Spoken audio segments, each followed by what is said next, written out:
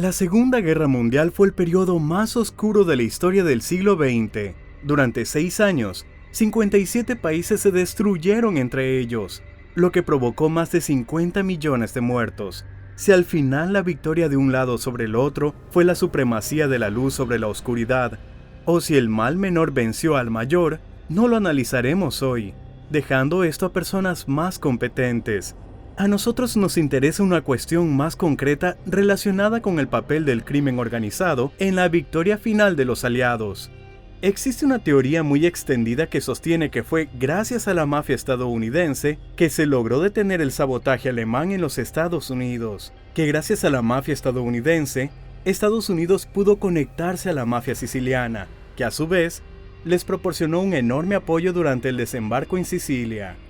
Se afirma que fue precisamente gracias a los mafiosos sicilianos que la operación Husky se llevó a cabo con tanto éxito y que los estadounidenses apenas encontraron resistencia durante el desembarco. Su contribución a la información de inteligencia y a las actividades subversivas fue clave. Si le interesa saber si la mafia realmente ayudó de manera significativa al ejército estadounidense o si se trata simplemente de una banal mistificación exagerada, entonces lo invitamos a conocer la mafia en la Segunda Guerra Mundial, al otro lado de la ley.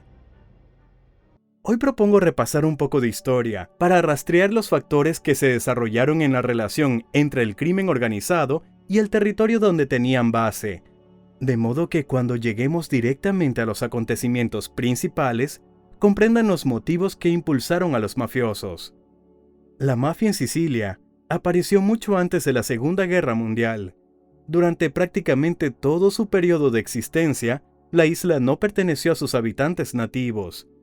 Un invasor sustituía a otro, por lo que los sicilianos se acostumbraron a desconfiar de las autoridades a las que consideraban forasteras y a confiar exclusivamente en sus familiares y amigos más cercanos.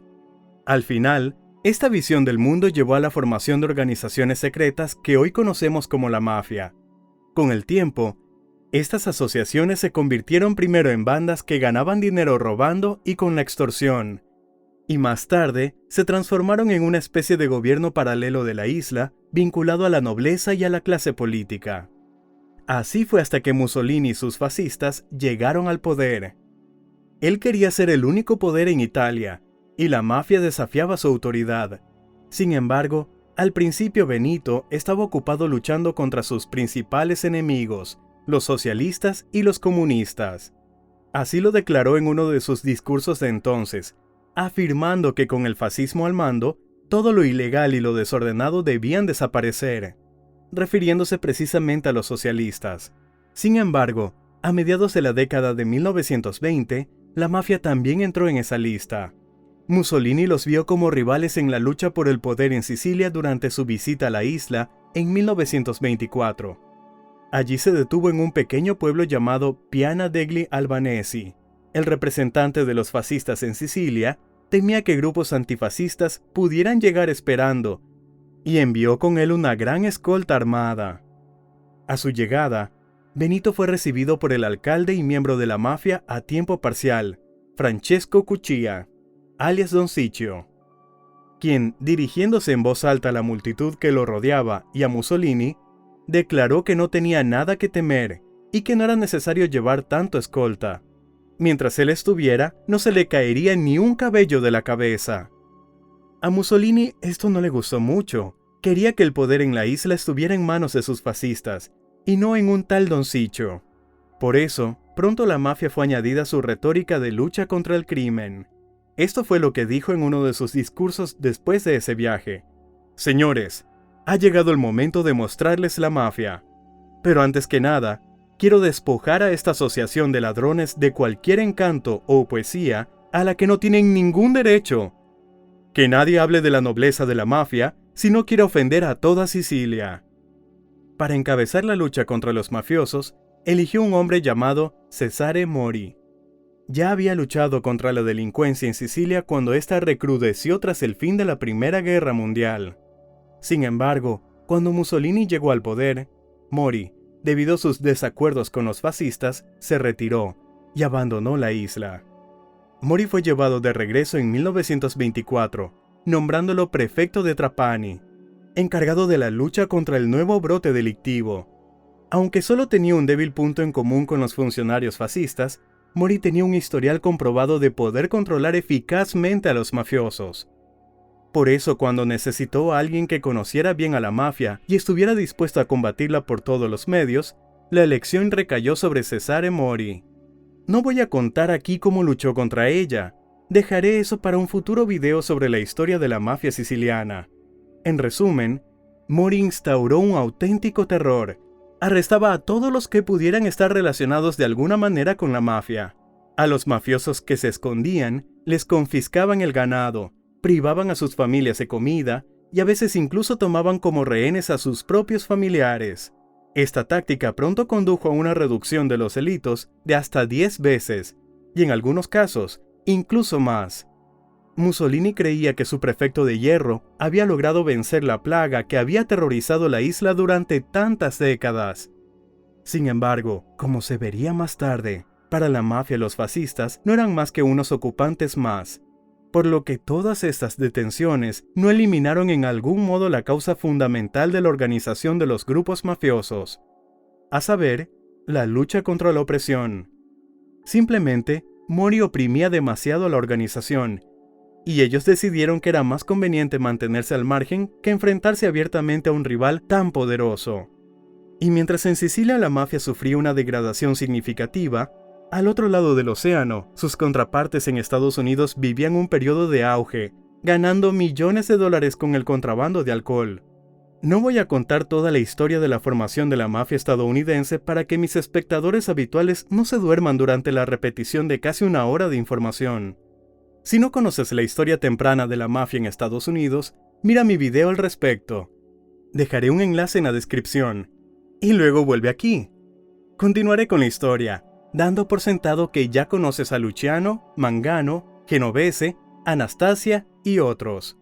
En Estados Unidos, el fascismo también tenía sus partidarios, pero al final perdió frente al movimiento antifascista. Desde mediados hasta finales de la década de 1920, en las calles de Estados Unidos, se producían de vez en cuando enfrentamientos entre fascistas y antifascistas, que a menudo terminaban en peleas masivas y asesinatos. No sé si alguien de la mafia estadounidense participó en la lucha contra los fascistas. Sin embargo, sí se sabe de la participación de gángsters judíos en la lucha contra los nazis estadounidenses. El apogeo de los fascistas estadounidenses se produjo en la década de 1920, pero los nazis estadounidenses comenzaron a aparecer después de 1933, cuando Hitler se convirtió en canciller de Alemania. En ese momento se organizó la Unión Germano-Americana, abreviada GAU, que se convirtió en la principal organización nazi en Estados Unidos. Hitler estaba personalmente interesado en el desarrollo de la GAU, que en su primer año logró atraer a sus filas a unos 8,000 alemanes residentes en Estados Unidos y, según sus planes, la organización debía crecer hasta alcanzar varios cientos de miles de miembros. Abrieron escuelas de idioma alemán, publicaron periódicos e incluso organizaron juventudes hitlerianas para educar a los jóvenes en el espíritu del nacionalsocialismo. Estas actividades de la GAU eran odiadas por las comunidades judías de los Estados Unidos y no iban a quedarse de brazos cruzados esperando los resultados de su labor. En cambio, decidieron dar batalla. En Nueva York, la lucha fue encabezada por uno de los gángsters más importantes de la ciudad en aquella época, Meyer Lansky. Bajo su dirección, los mafiosos judíos llevaron a cabo, desde mediados hasta finales de la década de 1930, incursiones regulares en las reuniones de los nazis. Llegaban allí armados con cadenas, tubos, puños de acero y similares, para explicar de la forma más clara posible a los asistentes lo erróneo de sus ideas. A veces se les unían otros judíos. Hay evidencia de que a los veteranos judíos de la Primera Guerra Mundial les gustaba asistir a estas redadas. Todo esto terminó a finales de la década de 1930, junto con el declive de los nazis estadounidenses. Sin embargo, la contribución de los mafiosos judíos a la lucha contra ellos podría haber sido aún mayor. En 1938, el gángster Benjamin Bugsy Siegel estaba en Italia con su novia, la condesa Dorothy Di Fraso. El marido de Di Fraso era una figura habitual en las altas esferas políticas, y Mussolini a veces usaba su villa para reuniones privadas con importantes líderes de otros países. Y dio la casualidad de que en el momento en que Bocci estaba en Italia, Hermann Göring y Joseph Goebbels llegaron a la villa. Siegel inmediatamente comenzó a planear cómo podrían matar a tan importantes funcionarios nazis, pero Dorothy Di Frasso lo disuadió de esa idea, suplicándole entre lágrimas que no lo hiciera, ya que entonces ella y su marido serían condenados a muerte. Entonces comenzó la guerra. Al principio, como ya saben, los Estados Unidos permaneció neutral, entrando en la guerra solo en 1941 tras el ataque a Pearl Harbor, pero Hitler había comenzado antes a enviar espías y saboteadores a los Estados Unidos. En 1939, el FBI se enteró de la existencia de una red que recopilaba información sobre armamento y preparaba una serie de atentados contra fábricas e infraestructura militar importante en caso de que los Estados Unidos entraran en guerra. La información fue proporcionada por un inmigrante alemán llamado William Sebel. En 1939, viajó a Alemania para visitar a unos familiares, donde los nazis decidieron reclutarlo, ya que Sebel trabajaba en una fábrica de aviones. Aceptó, pero informó de su reclutamiento a las autoridades estadounidenses. Desde ese momento y hasta junio de 1941, trabajó como doble agente, permitiendo al FBI descubrir una red de más de 30 espías que en septiembre de ese año fue completamente desmantelada. Un grupo tan numeroso de saboteadores que habían logrado infiltrarse en muchas empresas importantes de defensa asustó bastante a las autoridades estadounidenses. Además, había motivos para creer que Hitler no se detendría ahí y enviaría nuevos espías. Las autoridades temían sobre todo por el principal puerto del país, en Nueva York, desde donde se enviaba gran parte de la ayuda material a los aliados, y pronto saldrían barcos para trasladar soldados a Europa. Cuando en febrero de 1942 se incendió el transatlántico SS Normandie, reconvertido en un transporte de tropas, quedó claro que las medidas contra el sabotaje en los muelles no habían tenido éxito. El Normandie estaba valorado en $56 millones y podía transportar hasta 10.000 soldados. Su pérdida fue un golpe duro, pero aún no se había determinado con certeza qué fue lo que provocó el incendio. Según una versión, se trató de una simple negligencia de los trabajadores que estaban trabajando en el barco. Según otra, se trató de un acto deliberado de sabotaje por parte de alemanes. Según una tercera versión, la mafia tuvo algo que ver por orden de Charles Lucky Luciano, que en aquel momento se encontraba en prisión y quería obligar al gobierno a acudir a él para obtener ayuda para resolver el problema de la seguridad en las zonas costeras, a cambio de una reducción de su condena. Esto último suena realmente extraño, ya que nadie podía garantizar que el incendio del Normandie fuera a impulsar la cooperación de las autoridades con el mundo del crimen, ya que este problema probablemente habría tenido otra respuesta. Sin embargo, eso fue precisamente lo que ocurrió. Las autoridades, representadas por la inteligencia naval, acudieron a la mafia en busca de ayuda para combatir a los saboteadores, pero la iniciativa partió de ellas. No fue una maniobra de los gángsters. La opción de la cooperación se había barajado mucho antes, y la decisión de trabajar con la mafia fue el resultado de largas y minuciosas deliberaciones sobre ventajas y posibles consecuencias. Inicialmente, la inteligencia naval se dirigió a un gángster llamado Joe Lanza, que estaba involucrado en la extorsión en los sindicatos de trabajadores portuarios y controlaba todo el comercio pesquero. Lanza se encontraba en ese momento bajo investigación, pero aceptó ayudar a la inteligencia naval, incluso sin promesas directas de que se retirarían los cargos. Pronto, Meyer Lansky, que conocía a Lanza desde hacía muchos años, se enteró de que Lanza había decidido cooperar con las autoridades. Ambos tenían un amigo en común llamado Charles Luciano, que era el jefe de una de las 5 familias mafiosas de Nueva York. Luciano estaba cumpliendo una larga condena en prisión en ese momento, y Lansky vio la oportunidad de reducir la condena de su amigo. A petición de Lansky, Lanza le dijo a los representantes de la Marina que había hecho todo lo posible por ellos y que si necesitaban más ayuda, debían acudir a alguien con mucho más poder que él. De este modo, Lanza dirigió a la Marina hacia Lucky Luciano. Los representantes de la Marina Satisfechos con los resultados de la colaboración de Lanza, no dudaron en seguir su consejo y se pusieron en contacto lo antes posible con el abogado de Luciano, Moses Polakov, quien los remitió a Meyer Lansky, y de ese modo la inteligencia militar naval se puso en contacto con el jefe del clan que hoy se conoce como la familia Genovese. Las condiciones de la cooperación de Luciano fueron exactamente las mismas que las de Lanza. No se les prometió absolutamente nada a cambio, salvo la oportunidad de sentirse orgulloso de ayudar a su país. Sin embargo, Charles aceptó la oferta, poniendo solo una condición: nadie, bajo ningún pretexto, debía enterarse de la colaboración, ya que podría terminar muy mal para él en Italia, donde iba a ser deportado al término de su condena. Así fue como la mafia y las autoridades estadounidenses comenzaron a trabajar juntos. Su colaboración comenzó cuando Lanza ayudó a la Marina a establecer contacto con los barcos pesqueros. La Marina firmó un acuerdo confidencial de cooperación, convirtiéndolos en parte del sistema de vigilancia de submarinos.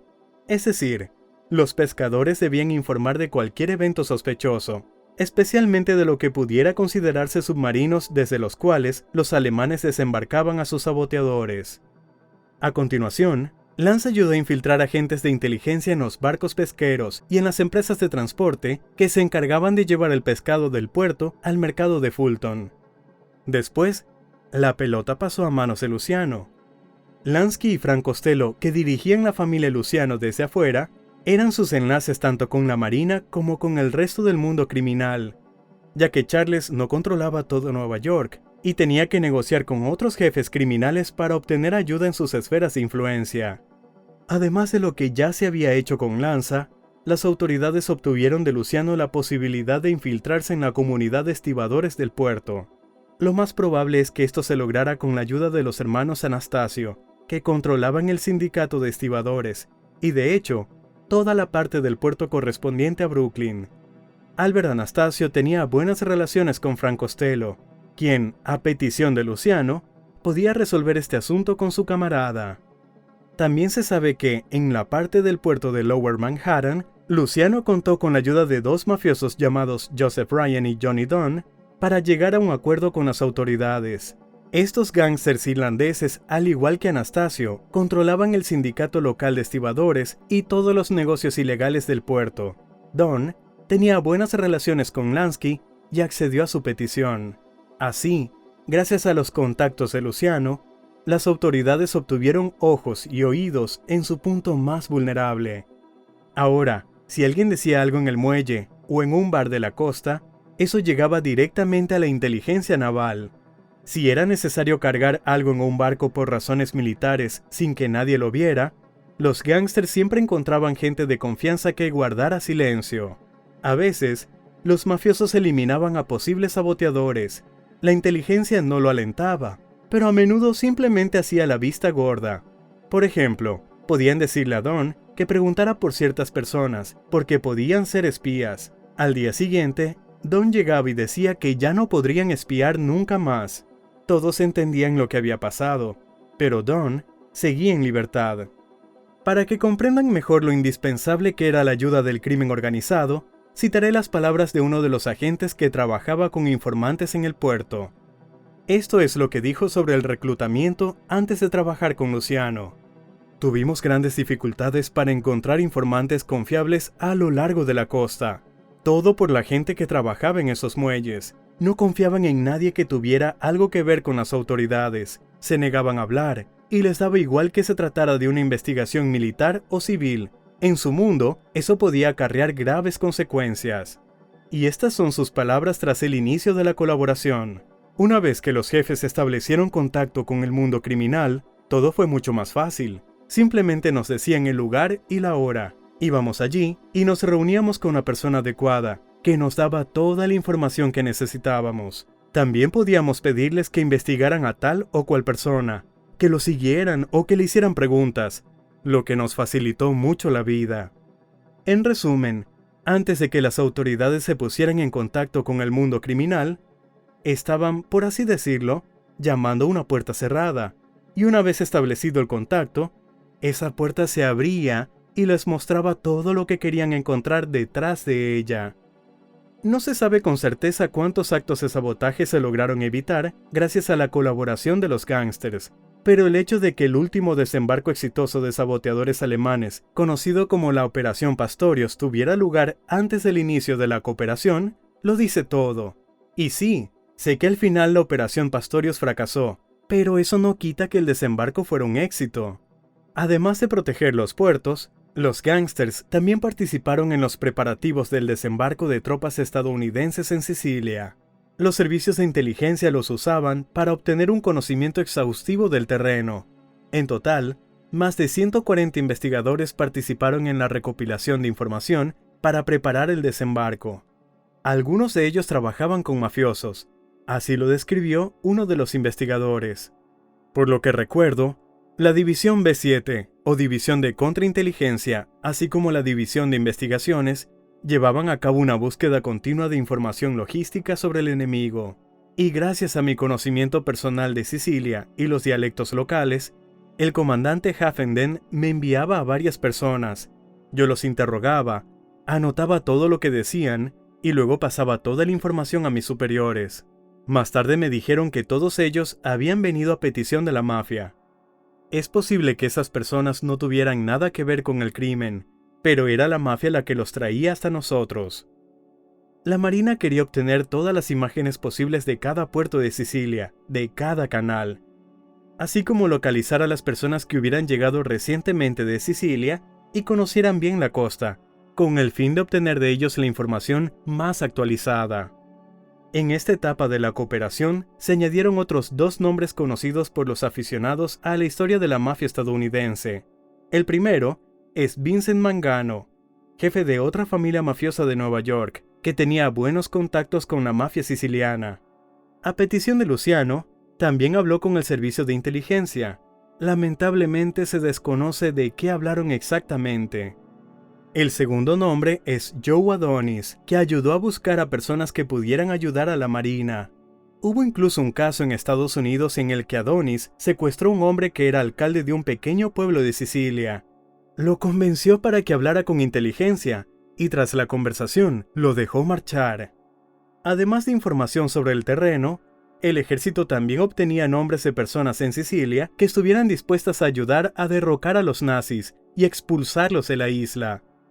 Muy a menudo estas personas resultaban ser delincuentes italianos deportados recientemente de Estados Unidos. Fue precisamente con ellos con quienes los militares establecieron los primeros contactos al desembarcar, y ya después, si era necesario, a través de estas personas se ponían en contacto con los mafiosos locales. Los encargados de establecer contactos eran pequeños grupos de militares de inteligencia que iban por delante de las tropas de asalto. Esto es lo que dijo al respecto uno de los militares que participó en la operación. Uno de los planes más importantes era ponernos en contacto con personas deportadas por algún delito de Estados Unidos a Sicilia. Eso fue precisamente lo que hicimos tras desembarcar en Licata. Establecimos contactos útiles con varias personas que habían sido deportadas anteriormente de Estados Unidos. Estaban encantados de ayudarnos con cualquier información, y su capacidad para hablar inglés y su dialecto siciliano facilitó mucho el contacto con otras personas útiles.